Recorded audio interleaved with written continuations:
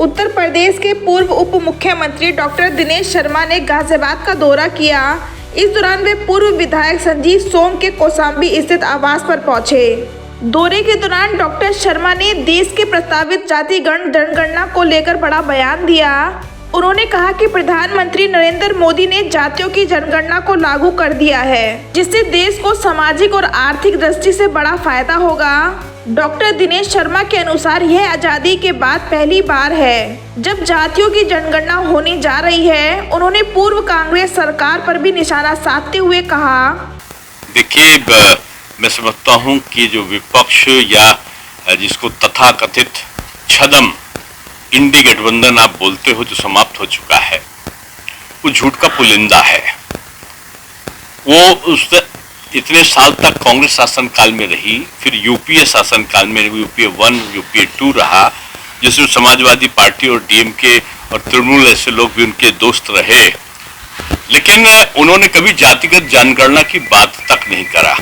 मनमोहन सिंह जी के सामने एक बार जातिगत जनगणना की बात 2010 में आई, तो उन्होंने मंत्री समूह बना दिया कि वो कराया जाए कि नहीं कराया जाए।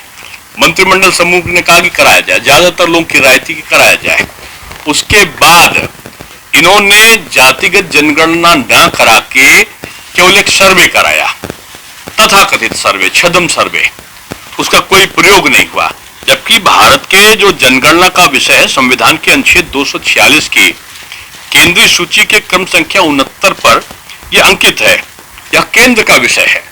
केंद्र में एनडीए सरकार की 60 साल से ऊपर की सरकार रही, आपने लागू नहीं किया।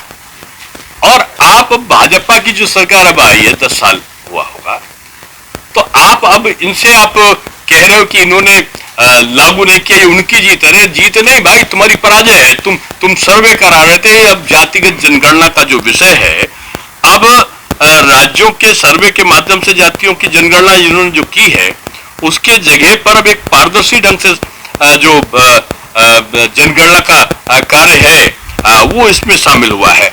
अब इसमें जो निर्णय लिया गया है कि जातियों की जो गणना है आने वाली जनगणना में शामिल की जाएगी, तो ये तो इनकी पराजय है।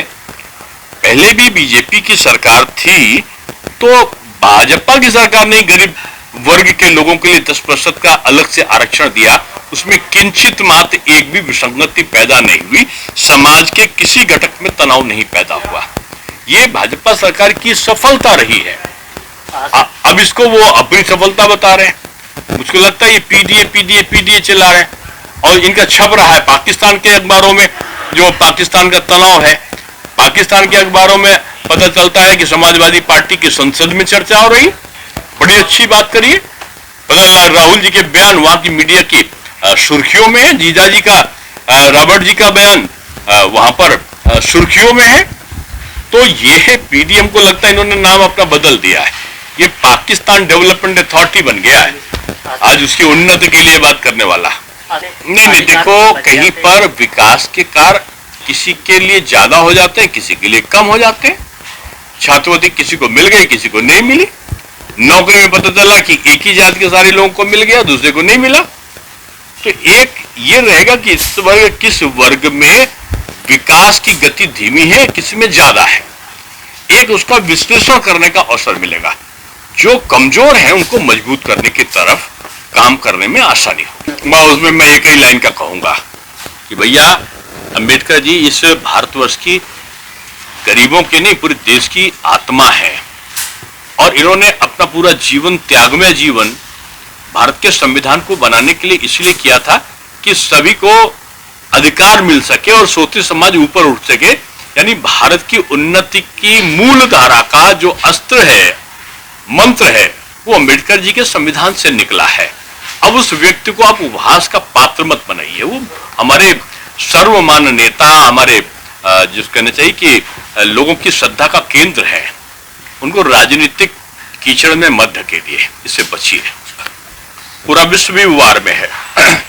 और आप देखो कि पाकिस्तान के तो आज जो उनका पेंटागन के पूर्व चीफ थे रोबिन माइकल, उनका बयान आया है। उन्होंने पाकिस्तान के जनरल को कहा है कि ये तो लादेन से ज्यादा खतरनाक आतंकवादी है और पाकिस्तान को घुसकर मारना चाहिए। अमेरिका के लोग बोल रहे हैं।